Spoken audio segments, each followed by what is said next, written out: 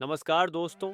आज हम आर्षि गौतम और उनकी पत्नी अहिल्या के बारे में जानेंगे। इस कहानी का उल्लेख हमें रामायण सहित कई पुराणों में मिलता है। सबसे पहले हम पुस्तक में वर्णित पूरी कहानी सुनेंगे और अंत में इस कहानी को एक अलग नजरिए से समझने की कोशिश करेंगे। आर्षि गौतम सबसे महान ऋषियों में से एक थे। दूसरी ओर देवी अहिल्या दुनिया की सबसे खूबसूरत महिलाओं में से एक थी।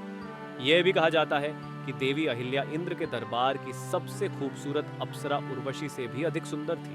देवता, दानव, राक्षस, मनुष्य सभी उन्हें अपनी पत्नी के रूप में पाना चाहते थे। लेकिन अहिल्या के पिता ने अग्निदेव को साक्षी मानकर उनका विवाह महर्षि गौतम से कर दिया। देवराज इंद्र को भी देवी अहिल्या के प्रति तीव्र लालसा थी और वह किसी भी तरह से उनके साथ यौन संबंध बनाकर अपनी अतृप्त इच्छा को पूरा करना चाहते थे। इसी इच्छा के प्रभाव में आकर एक दिन इंद्र ने असुरों जैसा व्यवहार किया। एक दिन आर्षि गौतम तपस्या के लिए घर से बाहर गए थे। इंद्र ने उस अवसर का लाभ उठाया। उन्होंने आर्षि गौतम का वेश धारण किया और अहिल्या के समक्ष जाकर उनसे यौन संबंध करने की इच्छा व्यक्त की। यद्यपि देवी अहिल्या पहले तो थोड़ा चौंकी, परंतु उन्होंने इसे अपने पति का आदेश समझकर स्वीकार कर लिया। इस विषय पर कुछ मतभेद है।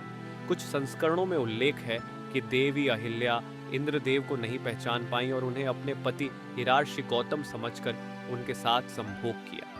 कुछ संस्करणों में यह भी उल्लेख है कि अहिल्या ने इंद्र को पहचान लिया था, लेकिन इंद्र की वासना को देखकर वह स्वयं को नियंत्रित नहीं कर सकी। उस समय गौतम महर्षि अपने घर लौटे और अपनी पत्नी को इस अवस्था में देखकर वे बहुत क्रोधित हुए। उसने अपनी पत्नी और देवराज इंद्र दोनों को शाप दिया।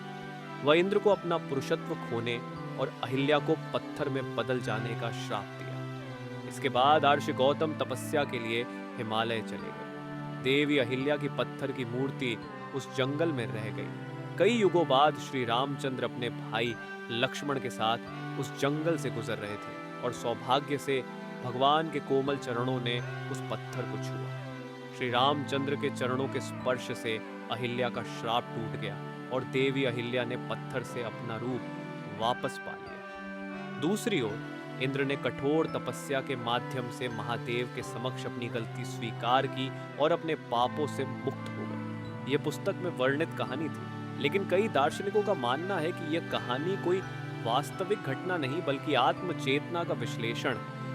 यहाँ इंद्र, गौतम, अहिल्या और श्री रामचंद्र चार अलग अलग व्यक्तित्व नहीं बल्कि हमारे शरीर के ही भाग हैं। यहाँ इंद्र हमारी 5 इंद्रियां हैं, अहिल्या लोभ, वासना, कामना का प्रतीक है, गौतम हमारी बुद्धि है और श्री रामचंद्र हमारे शरीर में निवास करने वाले महान परमात्मा हैं। कृपया कमेंट करें कि आप क्या सोचते हैं। आज के लिए बस इतना ही। जय श्री कृष्ण।